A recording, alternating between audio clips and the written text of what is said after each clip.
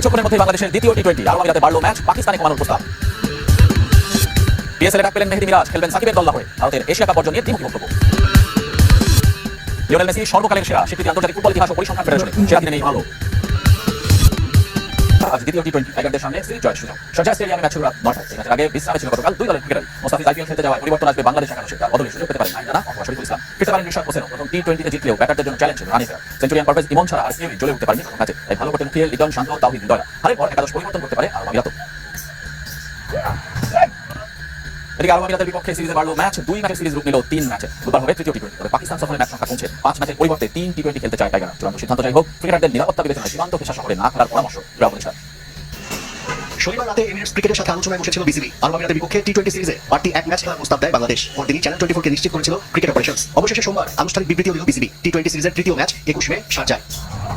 এক ম্যাচ বাড়তি খেলার পেছনে ভূমিকা রাখছে টাইগারদের পাকিস্তান সফর। সরকারের সবুজ সংকেতের বড় এই সিরিজ নিয়ে সিদ্ধান্তহীনতায় ছিল বিসিবি। সব ক্রিকেটার আর কোচিং স্টাফের মতামত নিয়েছেন cricket operations chairman Nazmul Ali Fahim. শেষ পর্যন্ত পাকিস্তান সফরে যেতে রাজি হয়েছে টিম টাইগার। তবে শর্ত সাপেক্ষে দীর্ঘ সময় না থেকে 5 ম্যাচের পরিবর্তে 3 ম্যাচের টি-20 সিরিজ খেলতে চায় বাংলাদেশ। বিসিবিকেও ইতিমধ্যে নতুন প্রস্তাবনা পাঠিয়েছে ক্রিকেট বোর্ড।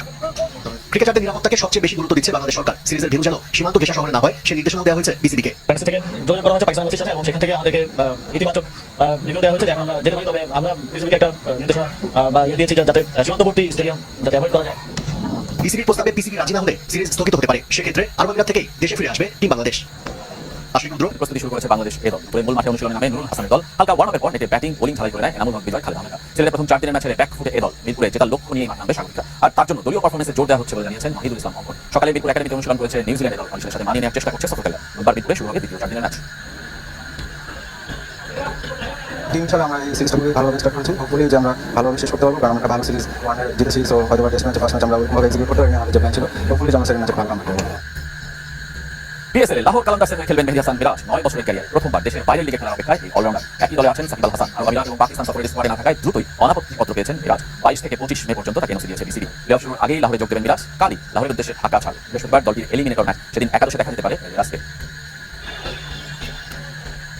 এদিকে আইপিএলে ডাক পেলেন জিম্বাবুয়েন পেসার ব্লেসিং মুজারাবা। দক্ষিণ African fast bowler Lungi Ngidi পরিবর্তে যোগ করেন। টেস্ট চ্যাম্পিয়নশিপ ফাইনালের জন্য এনগিডিকে পাবে না বেঙ্গালুরু। মুজারাবাকে 75 লাখ রুপিতে দলে নিয়েছে আরসিবি। এই পর্বে লখনৌর বিপক্ষে শেষ ম্যাচের আগে বেঙ্গালুরুতে যোগ দেবেন জিম্বাবুয়েন পেসার। ইংল্যান্ডের বিপক্ষে 22 মে শুরু হতে যাওয়া 4 দিনের টেস্ট একাদশে আছেন এই পেসার। টেস্ট খেলে যোগ দেবেন আইপিএলে।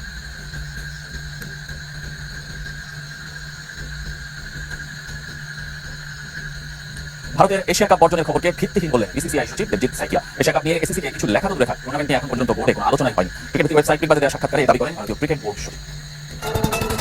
প্রতি বছর এশিয়া কাপ খেলবে না ভারত, একই সঙ্গে ইমার্জিং নারী এশিয়া কাপ থেকেও নাম প্রত্যাহার করেছে দেশটি।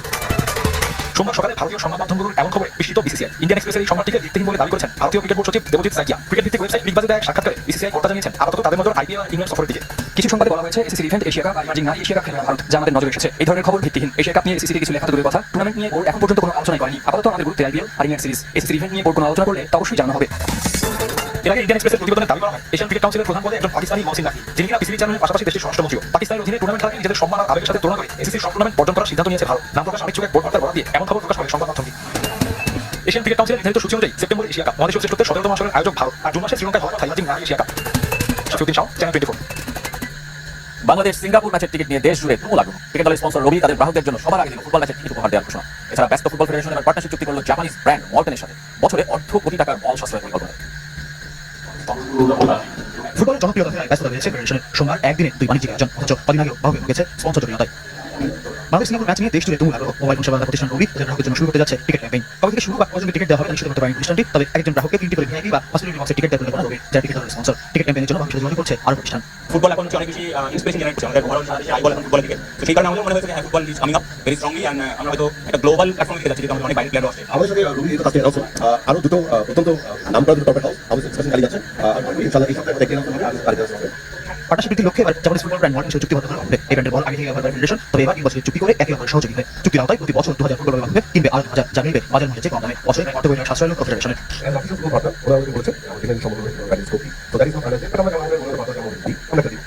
কি পার্টনারশিপ চুক্তিতে বছরে 1 কোটি সাশ্রয় লক্ষ্য ছিল হবে। কর্মকর্তাদের দাবি এবছর অঙ্ক দাঁড়াতে পারে 1.5 কোটি।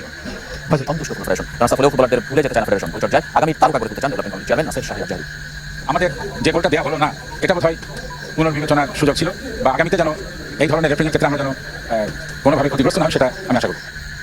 লিওনেল মেসিকে সর্বকালের সেরা বলে এবার স্বীকৃতি দিল international federation of football history and statistics. সংস্থাটির প্রকাশিত নিজস্ব র্যাঙ্কিংয়ের সেরা তিনেও নেই মেসি চিরপ্রতিদ্বন্দ্বী ক্রিস্টিয়ানো রোনালদো। সর্বকালের সেরা ফুটবলারের তালিকায় সেরা 10-এ 3 জন করে আছেন ব্রাজিল এবং আর্জেন্টিনা। সর্বকালের সেরা ফুটবলারকে যুগের পর যুগ বিতর্ক চলেও যে প্রশ্নের উত্তর মেলেনি আজও, বরং বেড়েছে চর্চা। সময় পরিক্রমায় সমর্থকদের কথা লড়াইয়ে বেলে মারাদোনার জায়গা নিয়েছে মেসি রোনালদো বিরোধ। তবে international federation of football history and স্ট্যাটিস্টিক্সের চোখে এলেন তিনি সেরাদের সেরা।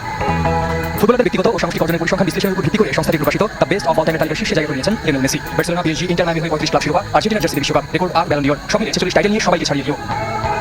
IFFHS এর সেই র্যাঙ্কিংয়ের সেরা দিনেও জায়গা হয়নি মেসির চিরপ্রতিদ্বন্দ্বী ক্রিস্টিয়ানো রোনালদোর। ইতিহাসের সর্বোচ্চ গোল স্কোরার ও ইউরোপের সর্বকালের সেরা পারফর্মার হয়েও 4 নম্বরে CR7। ব্যক্তিগত সাফল্যে ভরপুর হয়েও বিশ্বকাপ জিততে না পারায় পিছিয়ে পড়েছেন তিনি। সেই হিসেবে মেসি পরে জায়গা করে নিয়েছেন রেকর্ড 3 বিশ্বকাপ জয়ী পেলে। কখনো ইউরোপে না খেলেও যাকে 20 শতাব্দীর সেরা ফুটবলারের স্বীকৃতি দিয়েছিল ফিফা, যদিও সেবার সমর্থকদের ভোটে সেরা নির্বাচিত মারাদোনা আছেন তালিকার 3 নম্বরে। অল টাইম বেস্ট র্যাঙ্কিংয়ের সেরা 10-এ 3 জন করে আছেন ব্রাজিল ও আর্জেন্টিনার, বাকি 4 জন পর্তুগাল, নেদারল্যান্ডস, ফ্রান্স ও জার্মানি। রোনালদো ছাড়াও আছেন বিশ্বকাপ না জেতা আর কিংবদন্তি ইউহান ক্রুইফ। সাগর, চ্যানেল 24। এদিকে মেসির সময়টা কিন্তু ভালো যাচ্ছে না। মেজর লিগ সকারে ফ্লোরিডা ডার্বিতে অরল্যান্ডো সিটির কাছে 3-0 গোলে হেরে গেছে তার দল ইন্টার মায়ামি। লিগের শেষ 3 ম্যাচে জয়হীন দ্য লিয়ন্স। চেঞ্জ স্টেডিয়ামে প্রথম শেষ দিকে অরল্যান্ডো সিটিকে লিড এনে দেন লুইস মুরিয়েল। বিরতির পর মার্কো পাসালিচের গোলে ব্যবধান দ্বিগুণ। ইংলিশ সময়ে ড্যান পার্টলসনের গোলে বড় জয় নিয়ে মাঠ ছাড়ে অরল্যান্ডো। পুরো ম্যাচ খেলেও গোল করতে পারেনি মেসি সুয়ারেজ। এই হারে 13 ম্যাচে 22 পয়েন্ট নিয়ে লিগ টেবিলের 6 নম্বরে নেমে গেছে মায়ামি। গোল স্পোর্টস 24 আওয়ার নিউজ দিচ্ছি। এই বিরত থাক ইউর গোল তার ওয়ান করতে মাস্টার ব্রিটিশ সভাপতি ব্রিটিশ নিয়ে নিন কাজ বাংলা ব্যাংক আপনার বিশ্বস্ত সহযোগী। পেলাম গোল স্পোর্টস 24 আন্তর্জাতিক নারী ভলিবল চ্যাম্পিয়ন হয়েছে।